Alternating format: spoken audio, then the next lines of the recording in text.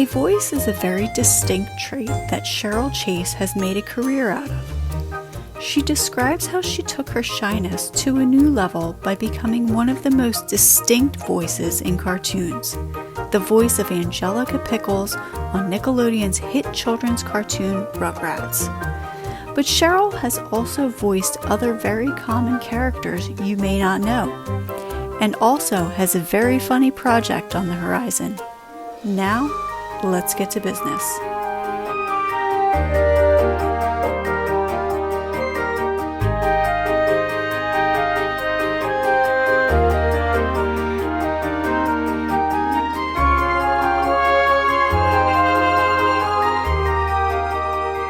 Hello everyone, I'm your host Tatiana Ryan, and today I have with me a voice you have guaranteed all heard. The voice that you grew up with, our generation. Cheryl, Angelica Pickles was the voice. She was the little diva that everybody knew from Rugrats. Cheryl, thank you for being here. Oh, Tatiana, thank you for having me. It's a pleasure. You, as I said, we grew up with you. Like my generation, we watched Rugrats all the time. And to hear you do some of the voices, it takes me so back to my childhood. It takes you back to those orange VHS tapes too, right? Those that golden era of when cartoons kind of like this new trend of cartoons exploded onto the scene. Well, you weren't just part of Rugrats. You were part of The Simpsons. Yeah. You were a part of Ren and Stimpy. Ren and Stimpy, yeah. So we have a lot to talk about in this hour. Now, you grew up in New Jersey. You're a Jersey girl. I'm in Jersey now. Yes, I am. So what made you, when you were growing up in New Jersey, what attracted you to the acting? You know, I've always, my number one thing in life is I want to make people laugh. And growing up, I always liked to copy different voices and do little skits and get with my friends and have little plays. And it was just a part of me. And I studied in New York in Lee Strasberg and different acting studios there. But California was where I wanted to be because it just was where I needed to be, I felt. So I moved out here and things didn't happen for me going on camera then. So I landed in voiceover and I've been in voiceover for 30 years. Oh, and that was going to lead me in my next question. When did you decide that it was concrete that you had to make it to the West Coast and not be on the East Coast? Well, actually, I was in an acting class in New York, and we were doing a certain exercise, and we had to look out a window. And when I was in this state of mind, I saw California in my mind, and it was like this yearning, this passionate, this feeling in my soul that that's where I needed to be. And I don't know, it just like a light bulb went off or the shades were open. It's just that it's like, I got to make a transition. And so I moved out to LA and I've been successful in voiceover, but not in on camera. And I think it's because, a part of me was a little afraid to pursue it at that, during the process of me. But now is the time where I feel that this is it. It's now or never. So that's why I'm shifting gears a little. You said that you were comfortable making the voices and everything. Why did you not feel comfortable being on camera and being yourself?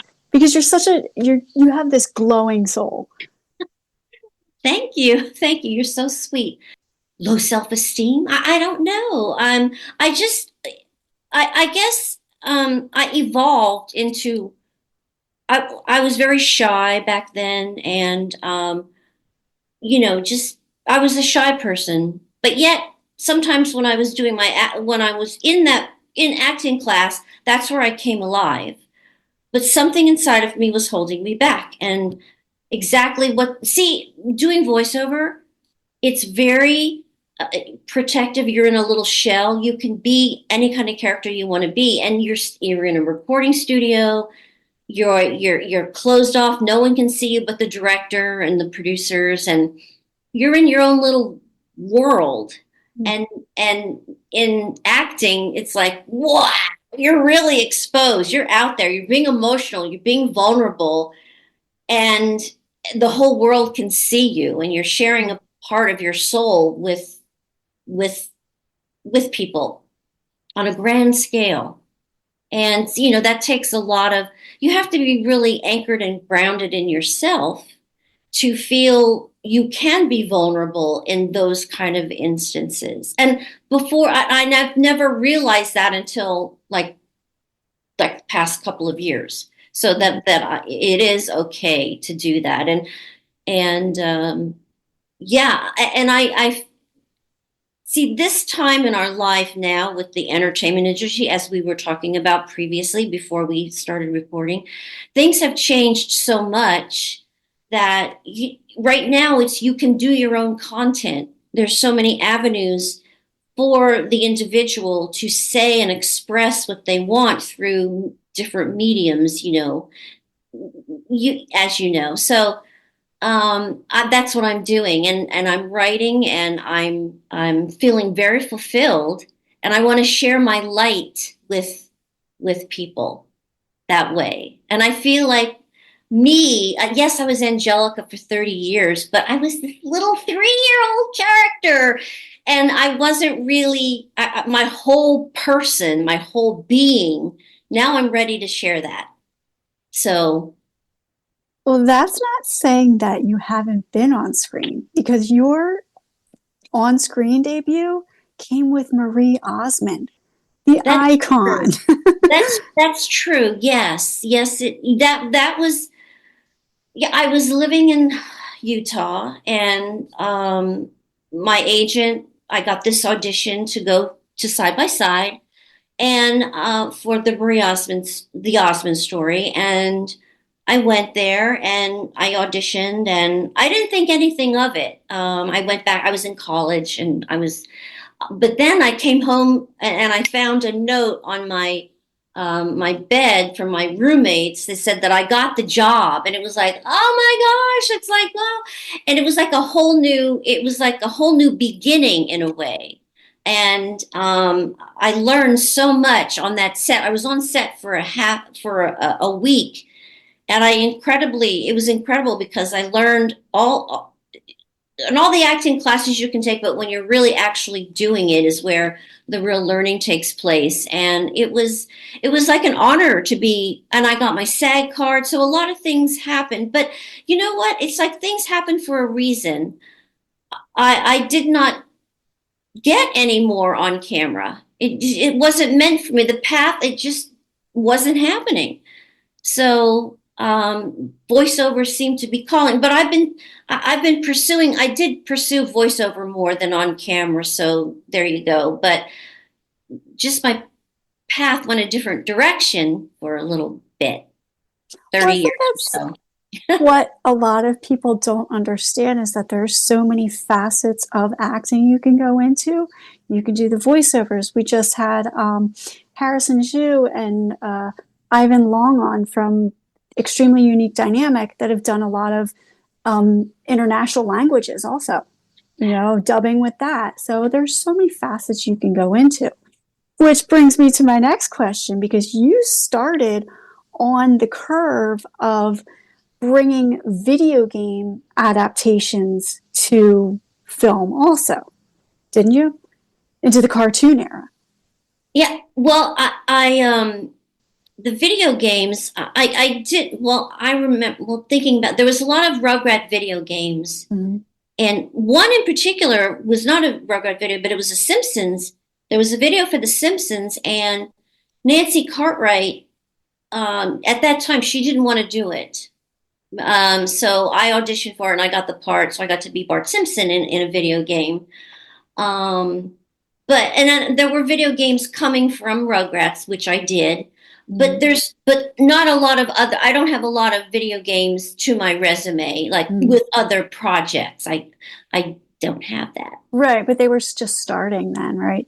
Yeah, A lot of yeah, the adaptations. yes, yeah, they were just that. Yeah, back in the 90s, I mean, there was a renaissance of things just coming into play, and so yeah. Yeah, because we recently just had John Emmett Tracy from Yellowstone, who's also done video games. And because he has that distinct voice as you have, to make Angelica Pickles. And as you just said, you voiced over Bart Simpson too, who's like this I did. icon. Yeah, he's an icon, all right. Yes. Now, when you read some of the lines and doing the voices, and as shifting from yourself to that 3-year-old Angelica Pickles and having to have her quick wit because she's a little diva. She is. How do you step into those shoes? Well, I have to be honest. I've been playing her for so long. She's so ingrained in me and inside of me that whatever comes, whatever the script, whatever is required in the script, I just have my natural reaction as Angelica. Yes, I know I'm a nice person. And like, I'm more like I was more like a Chucky growing up, scared cat. But yeah, I can very easily play Angelica any which way, it comes my way. It's like nature, like natural. And I have to tell you, here's an interesting story that popped into my head. When we were doing Rugrats in Paris, you record the lines before you do the show. So I recorded my lines at Paramount Studios, which was very thrilling for me to be able to go on the lot and go into those sound stages and in the little area where they have you do the ADR. Um, so I did my part, but Susan Sarandon, who was cast in one of the roles that Susan Sarandon's, I forgot her name in the movie, but Angelica and Susan Sarandon had a big part together in Rugrats in Paris. So Susan, because she's never done a animated film before, then she wanted Paramount to fly me out for the day and record with her. So I would feed her the lines. So we would be acting together. So because it's her first time being in that medium. So here, this accomplished actress is scared, but she wants to make sure that she's doing the performance right. So I had to work with her. That was a thrill and an honor. She was a very nice woman. That is so cool that you have that story. Yeah. Like Susan Sarandon, I loved her in Bull Durham. Like Oh she's yeah. just, She's yeah, she's an icon. Very, she can very. take any part. But that's so interesting to know that somebody may have a little bit, I guess maybe because she just wasn't used to doing voiceover stuff, but she Yeah. wanted to do it her way too. So you got that experience. Oh, I did, and she had her French coach there on the set, and they were in the studio with her, and I was there with her. Nice experience. Working for Paramount, Nickelodeon, doing, like I said, not only Angelica Pickles from Rugrats for so long, but also diverting to Ren and Stimpy, which was another huge one. My brother was obsessed with Ren and Stimpy. Um, the Simpsons, as you said. Uh, what other franchise, would you branch out into um, from that cartoon era that you would actually go for a role for? Well, actually, no, I I can't quite think of the only franchise I would think would be The Simpsons because Mm. I'm up for a part on The Simpsons. I don't know if I should say. I don't know if I should. Okay, hush, hush. Yes, But maybe the Simpsons, you might be back. I'm. We're.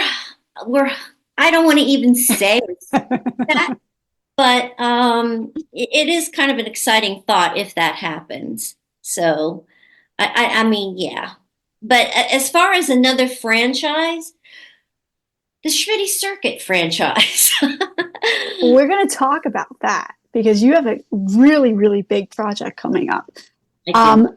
But I wanted to go back to Angelica Pickles because she made such a societal impact, and not only, culturally, but she was actually used by the Read Aloud campaign by First Lady Barbara Bush in the 90s. So you not only did the voice for her, but you did all of these other television shaped and philanthropic efforts to get kids to read. Yes, yeah, I didn't go to the White House, Mm-hmm. but I just recorded what she wanted me to say, and then I never saw the outcome. All I knew is I gave her what she wanted, and then that was that.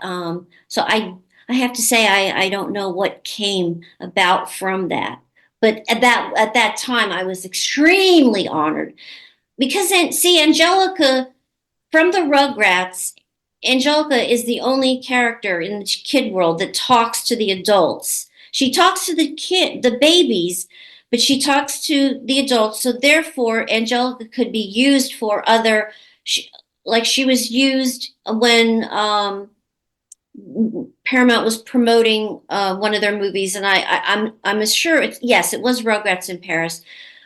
She got to be on the Rosie O'Donnell show at that time. I don't know if you saw any clips of that, but they animate. I did the voice, and then Angelica was sitting in the chair with Rosie talking about Rugrats in Paris. Mm-hmm. And the other babies, it doesn't. You can't put Tommy on there because he doesn't talk Right. in the real world. So Right. Angelica did get a couple of pluses from that experience. Yes. How important did you think it was to put Angelica in there because of, the importance of reading? And even right now, we have such a problem with kids and adults not being able to read. Well, I think because Angelica is she's precocious and very bright, and she's very smart, and she has a lot of, I don't know how to say it, but she has a lot of oomph to her, and people, they resonate with that kind of character. They feel like they want to be. I mean, everybody knows has an Angelica in their life, that kind of character, and I don't know. I think that people would listen if Angelica says something. People are going to listen because of her whole personality and what she stands for and what she believes in and things like that. We just had, yeah, we just had a very big cultural icon in Philadelphia. AJ Brown, he's a football player, was seen on the sidelines reading a book, Oh, during the football game, and all of a sudden you see kids with books. All of a sudden, how did it feel to you as a person to be doing something so important like that through your character? well, to be honest with you, actually, I myself write books, children's books, and because I want to books really can impact. I know we're distracted by social media and with the apps, with the kids, if they're fussing and they're in this stroller, the mom just hands them their iPhone and the kid is looking at the iPhone. But books, when I like the reason why I like to write children's books. I'm having one come out later this year, Chirpy Burpy. It's a little children's book. Mm. It creates that a book can create a bonding experience with the parent and the child. The child's getting ready to go to bed. They're getting quiet and nestled, and that's when they can share a loving relationship and go into a magical world with their parents that's not on the computer or the iPad or anything like that. So I like being a part of that world, even though I don't have children of my own.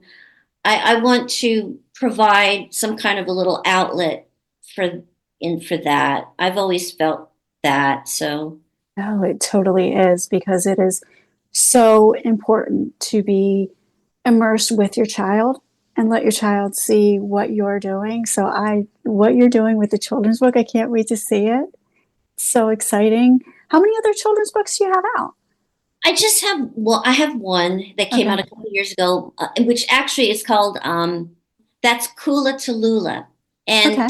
okay, my first book, it was about, I was thinking, yeah, Angelica and that relationship between Angelica and her doll Cynthia, that Mhm. relationship fascinated me.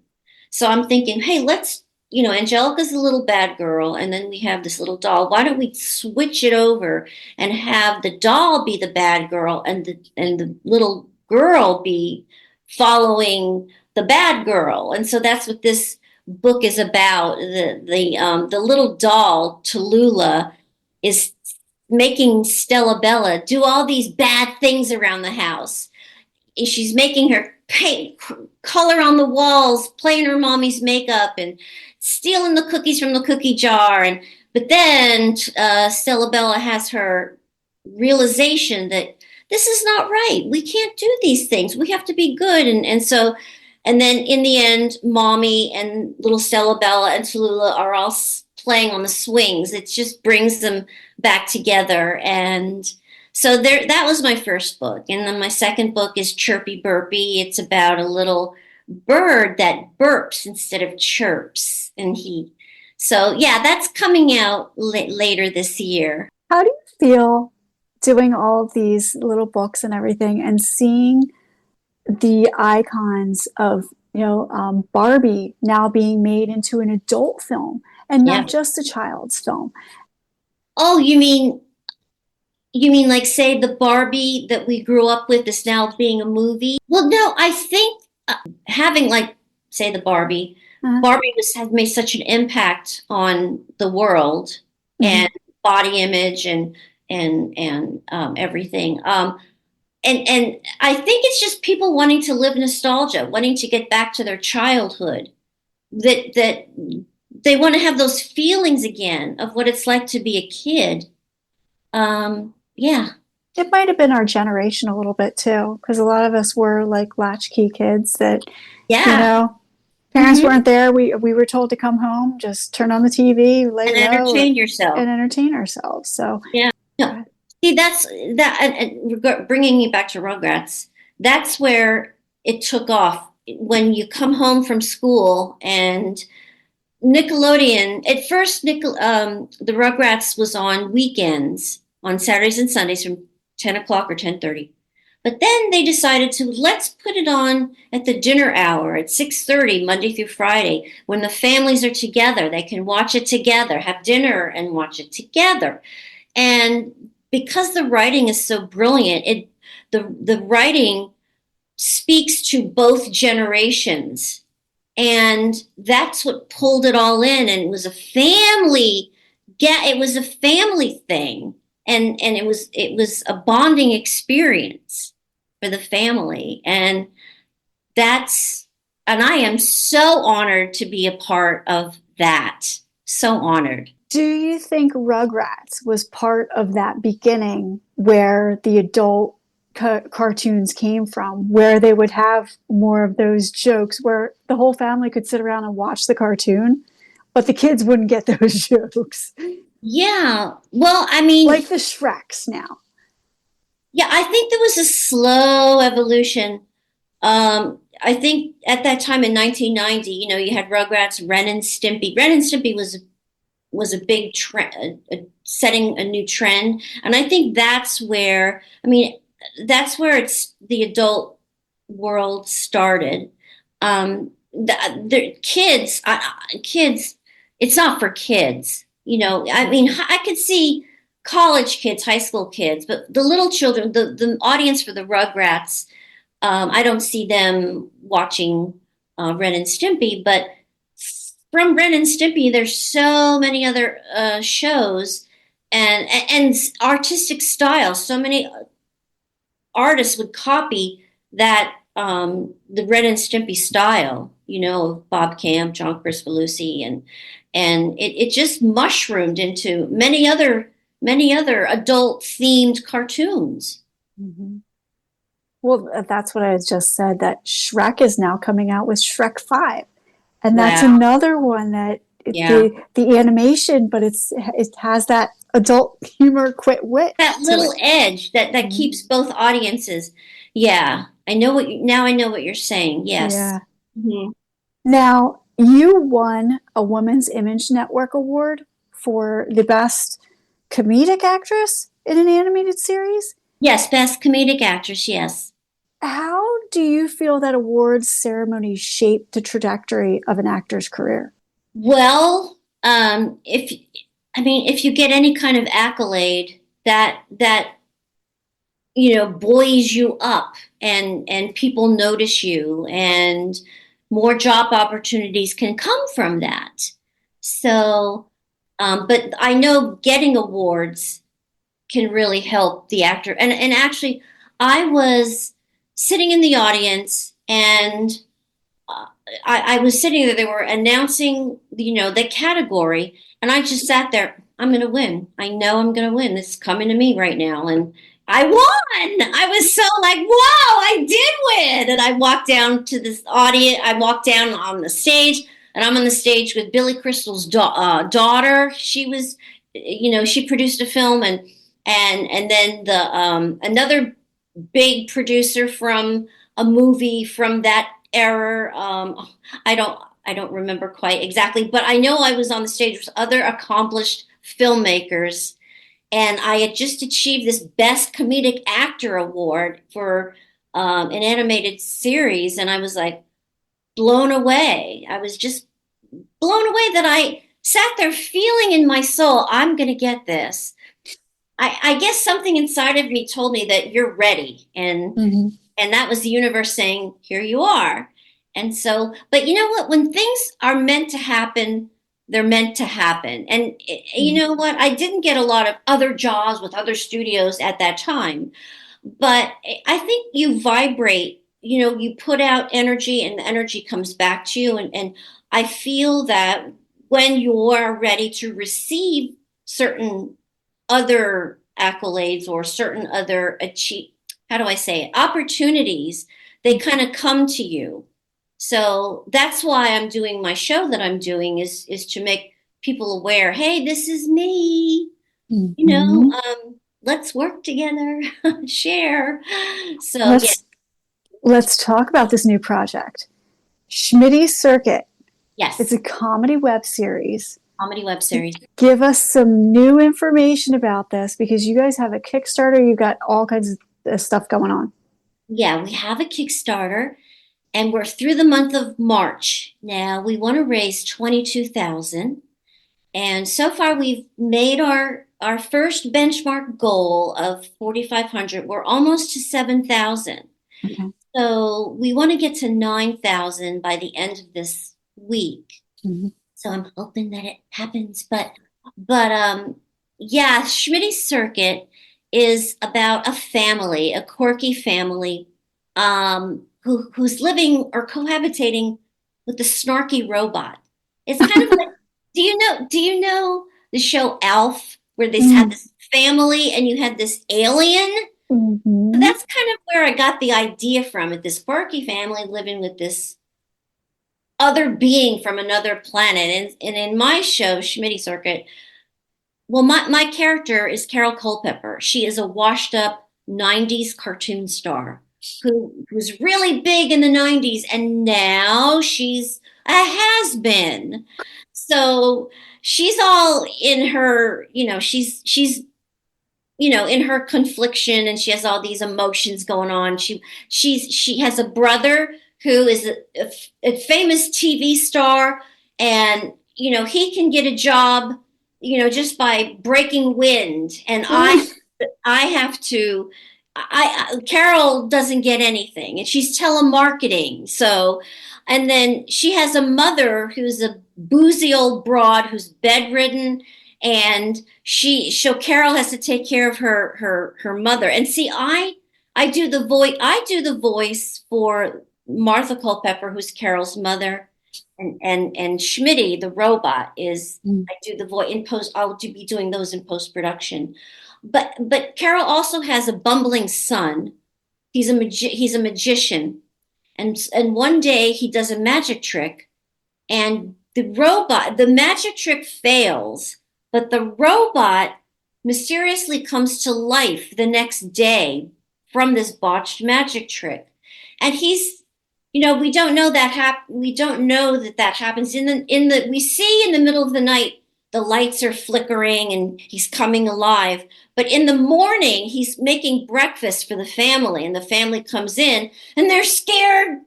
They're scared out of their wits because they have this robot that's now alive and making breakfast for them. So it's and he becomes Schmidti becomes what's his name?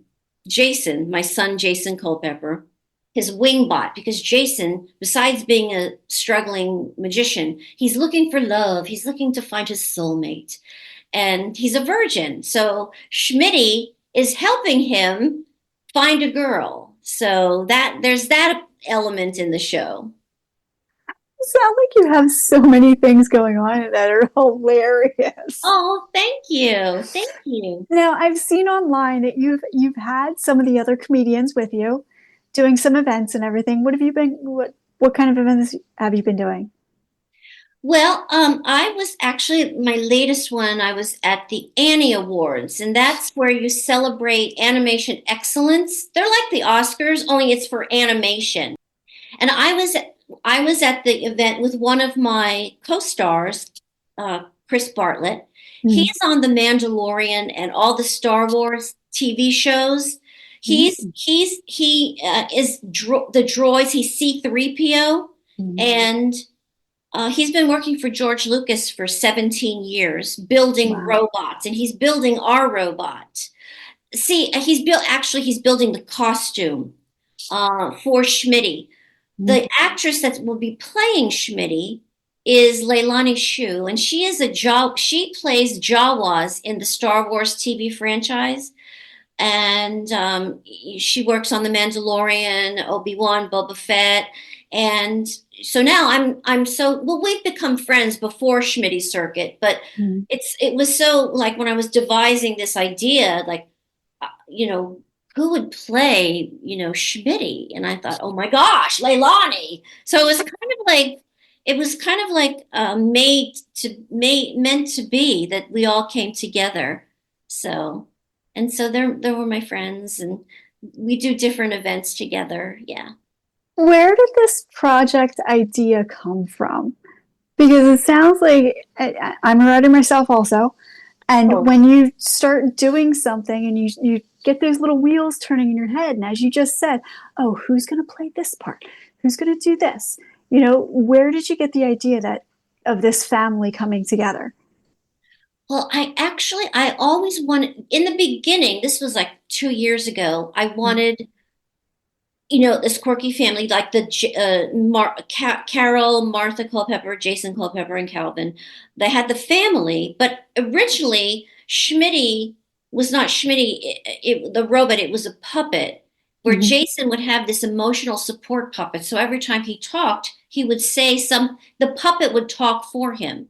And I thought, you know what? Because as I'm doing my creative process, I'm getting over the puppet. Let's do something more exciting. Let's do something more where the puppet is not attached to Jason all the time. We want to have it separate because I was coming up with all this funny stuff for the puppet to say, and I thought I want this to be its own little character.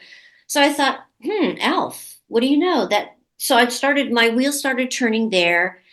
And then once I figured out I have Leilani as my friend, it kind of like mushroomed from there, and it's now where it is now. How important is it to have those other people to bounce ideas off of also? Oh, it really is important. I work with, excuse me, I work with some creative consultants.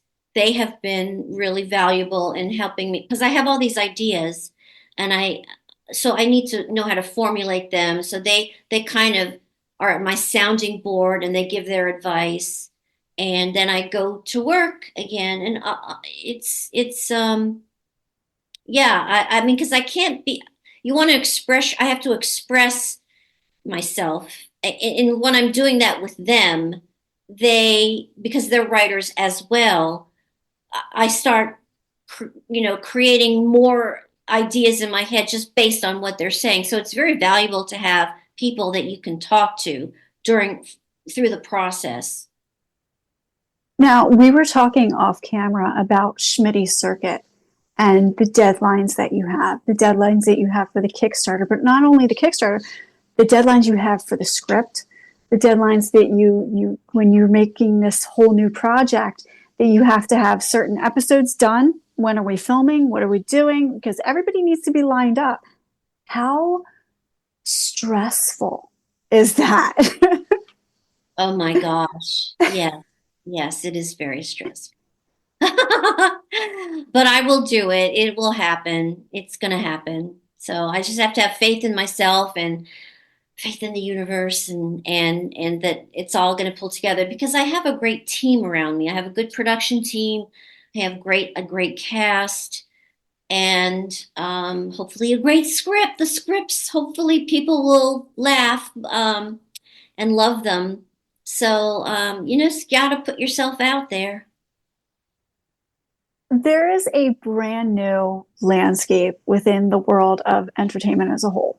As we had said, we were talking off before we started recording about SAG making so many different changes that I'm personally loving. A lot of different groups are very, very happy.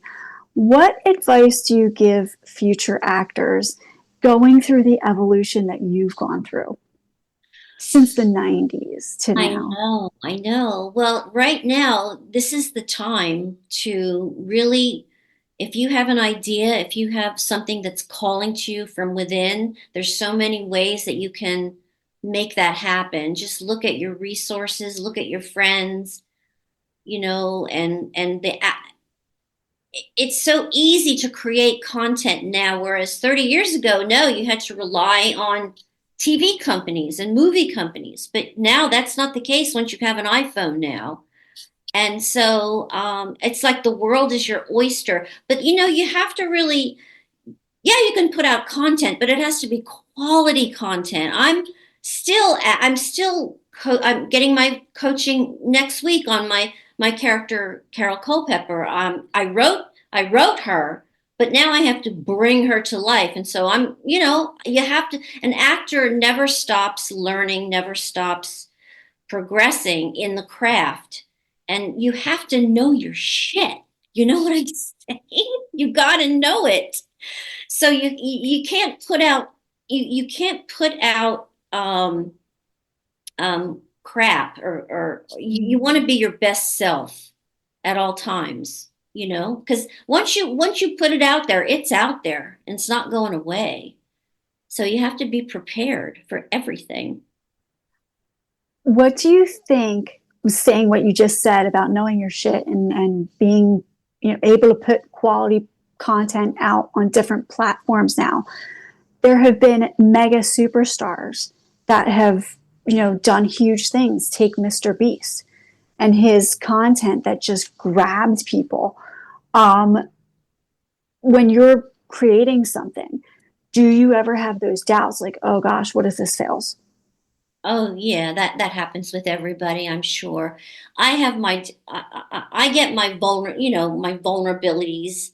They kind of come out at times, but if you have to face your fears, because in those moments when you do that and you step into that place, it's kind of like a refining fire, and you're uplifted, and you've faced your challenges and you become triumphant from them. If you cower in the corner and always have those feelings of like, what if, what happens, what if that happens, it's like, no, no, no, no, no, enough of that. You've got to get out there and do it, you know Yeah. yeah. Can I make a request? Sure. Can I get a little pep talk from Angelica Pickles herself? You dumb baby, Tatiana! You get your ass in gear and you write, and show it to the world. And I want cookies. You give me cookies for that advice. Love it. Absolutely love it. Cheryl, where can everybody pick you up on social media? Where can they follow the Kickstarter? Where can they give money to? Yeah, first I want people to go to the Kickstarter campaign to find out about the project. But if they want to find out, if they want to know more about me, I have a website, CherylChase.com. Mm-hmm. And my Instagram is Real Cheryl Chase, at Real Cheryl Chase. And what's the name of the Kickstarter? Schmidti Circuit. It's Schmidti's Circuit. It's okay. Yeah. I'm going to link everything in the description of the podcast itself, so people will be able to go there. And Cheryl Chase, I greatly, greatly, greatly appreciate all of this time that you've taken out to talk to us about everything and give us a little pep talk from Angelica Pickles herself. Oh my gosh. Oh, you're so sweet, Tatiana. I had an amazing podcast with you. It was wonderful. Well, you have to promise to keep us in the loop with everything. I will. And I will. And when my book comes out, can I come back on? Absolutely. Are you crazy? Absolutely. I would absolutely love to have that. Oh, wonderful. I'm so happy. My name is Tatiana Ryan. This has been Cheryl Chase, the voice of Angelica Pickles from Rugrats. Thank you so much, Cheryl. Thank you, Tatiana. It was a pleasure.